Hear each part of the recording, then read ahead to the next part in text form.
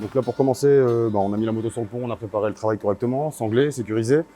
Donc le roulement qu'on va changer aujourd'hui se situe derrière la fourche, ici, à l'intérieur de la jante, autour de l'axe. Donc là j'ai préparé mon lève-moto, simplement parce que pour éviter de faire des allers-retours.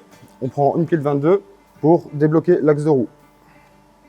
Donc là on enlève la vis de blocage qui vient se fileter dans l'axe de roue. Ensuite, il nous faudra du 12 et du BTR de 6. Donc ça arrive. Démontage des étriers avant.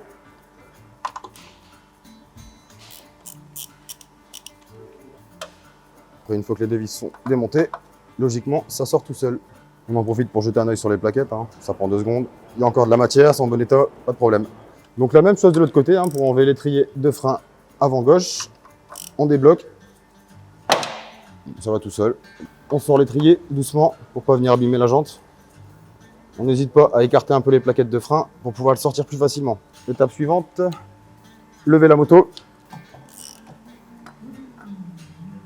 La roue avant de la moto est libre. On débloque les vis de serrage qui permettent de maintenir l'axe de roue dans la fourche. Petite chose bête mais simple, qui permet quand même d'éviter de grosses boulettes. Quand vous desserrez une vis, n'hésitez pas à faire en sorte que ça se voit qu'elle est desserrée. Comme ça, au remontage, on ne sait jamais. Vous êtes sûr de ne pas l'oublier parce que vous allez le voir, ça saute aux yeux. Donc la même chose de l'autre côté. Étape suivante, sortir l'axe de roue avant. On remet la vis de l'axe de roue afin de pouvoir l'extraire. Un petit coup de maillet.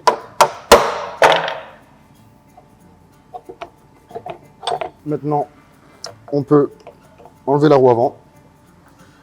Première étape, enlever l'ancien cache-poussière. On utilise un tournevis. On fait levier. Bon, juste faites super attention avec votre tournevis de ne pas aller rayer l'intérieur de la jante où vient se loger le cache-poussière. Tant qu'on y est, on va faire la même chose de l'autre côté.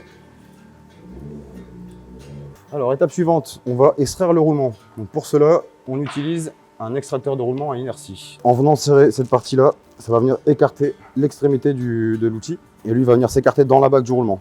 Et suite à ça, ça me permet d'avoir une prise sur le roulement pour pouvoir l'extraire. On met la deuxième partie de l'outil, ce qui va nous permettre, grâce à l'inertie de cette pièce, de venir choquer l'axe et éventuellement d'extraire le roulement. Et voilà. Donc là, on voit bien l'outil qui est venu s'écarter dans la bague intérieure du roulement, ce qui nous a permis de l'attraper pour le sortir, tout simplement.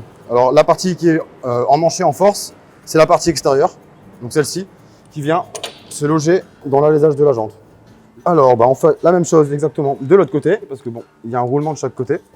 Ils sont séparés par une entretoise qui est ici, qui vient entre les deux roulements. Hop, et ça sort. Donc vous mettez un chouïa de graisse afin de faciliter le montage des roulements neufs. Donc là, on va monter les nouveaux roulements qui proviennent de chez 1, 2, 3 roulements. On vient présenter notre roulement dans l'alésage, donc à la main. On présente sa douille. On prend un maillet ou un marteau, au choix. C'est pas bien compliqué, il suffit de positionner sa douille, de taper régulièrement tout autour. Voilà. En fait, ce qui arrive régulièrement, enfin ce qui arrive souvent, c'est que le roulement se met de travers, et c'est ce qu'il faut éviter. Donc quand c'est comme ça, vous tapez toujours sur la partie la plus haute du roulement, jusqu'à ce que le bruit change. À un moment donné, le bruit va changer. Voilà, le moment donné, c'est que le roulement est au fond. Voilà. Donc là, on a ici une strie qui permet de voir que le roulement est bien à sa place tout autour. On retourne la roue. Ne pas oublier de remonter l'entretoise. Donc pareil, tout simple, la douille, le roulement, la graisse, et c'est parti. Hop. Positionnement du roulement.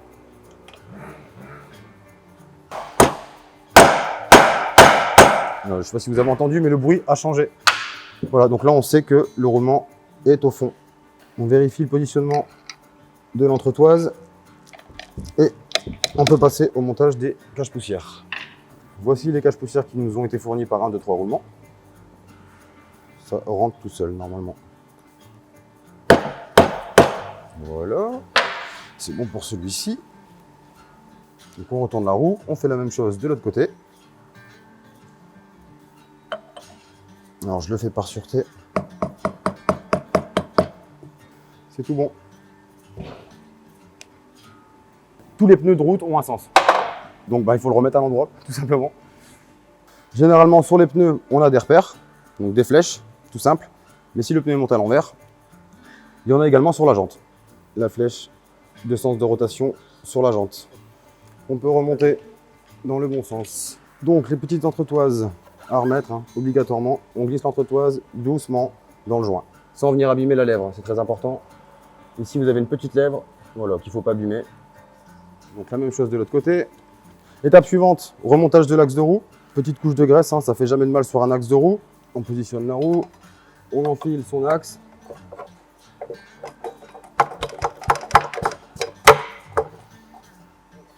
D'où l'intérêt de positionner l'entretoise entre les deux roulements correctement. Alors, un petit coup de maillet.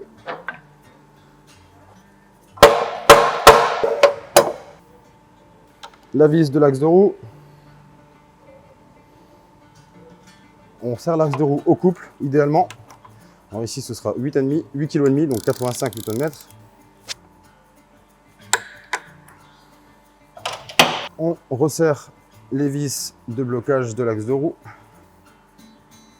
Hop, ça claque, on arrête. On fait la même chose de l'autre côté. Alors je les amène avec le cliquet. Et ensuite, serrage au couple. Étape suivante, remontage des étriers. On enfile l'étrier et le disque de frein entre les plaquettes. Un petit peu de graisse sur les vis avant le remontage. Et ensuite, serrage au couple. On remonte l'étrier avant droit. Même chose que de l'autre côté. On place son étrier. On graisse ses vis.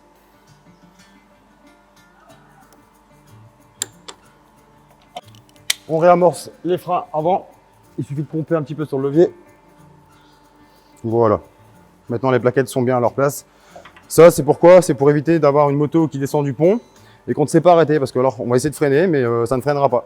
Donc d'abord, on freine et après, on descend la moto du pont. On descend le cric bateau.